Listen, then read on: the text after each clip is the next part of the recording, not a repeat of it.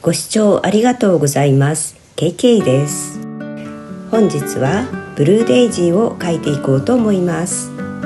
反り返った花びらの描き方を私なりに考えてみました。最後までごゆっくりお楽しみください。まず花びらですが、花びらが反り返っていない場合はそのままの形を描きます。花びらの先が反り返っていると先の部分は平らに見えます。そこで花びらの先を取るとちょうど反り返った花びらのようになります。反り返った花びらを斜めから見ると少し裏の部分が見えています。裏の部分を描くことによってさらに反り返ったような感じになります。花びらの先を平らにしたり翻った先を描くということに注意して花を描いてみました。さらに横の方から見た花は楕円形を平べったくし、中心の部分を下に持っていきます。額が見えているのでその部分も描きます。先が平らな花びらを同じように描いていきます。手前に翻った花びらは花びらの先だけが見えています。何枚か先だけが見えている花びらを描くと横から見た感じがよく現れると思います。ブルーデイジーの葉は同じところから小さい葉が4枚出ていたのでそのように描いてみました。ここからは作品の制作過程です。制作過程をお楽しみください。まず絵の具の付け方ですが、筆に絵の具をつけるときに筆先が平らになるようにつけています。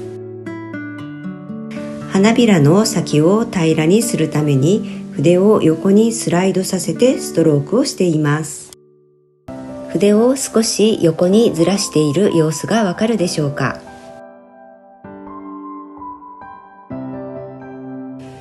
この花びらは中央から外側に向かってストロークをしていますが、やはり最後が平らになるように筆を横にずらしています。手前に翻っている花びらは花びらの先だけが見えている形にします。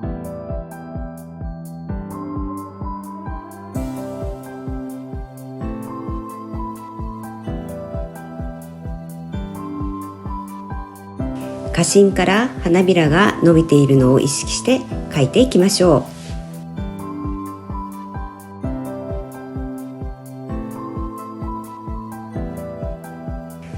この筆は使い古した丸筆の毛先をカットしてステンシルブラシのようにして使っています。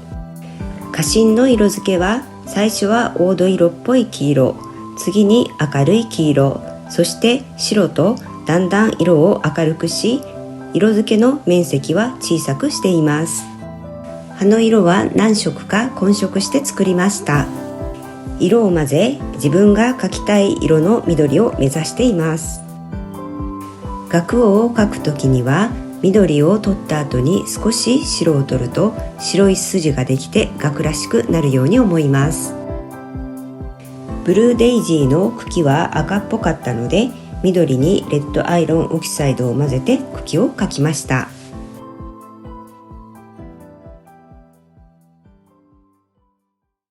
葉は白っぽい緑に黄色や濃い緑を取り筆になじませて描いていきました。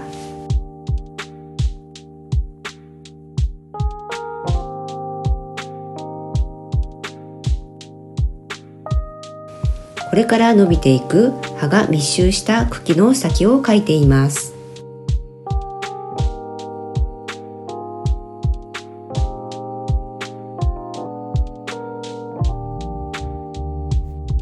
葉脈はライナー筆を使い白で描きました。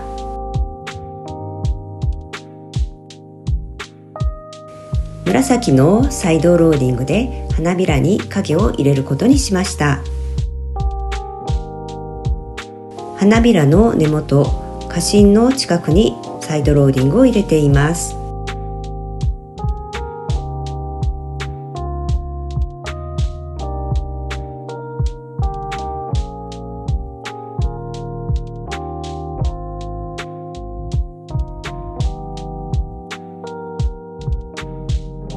ブルーデイジーの絵が完成しました。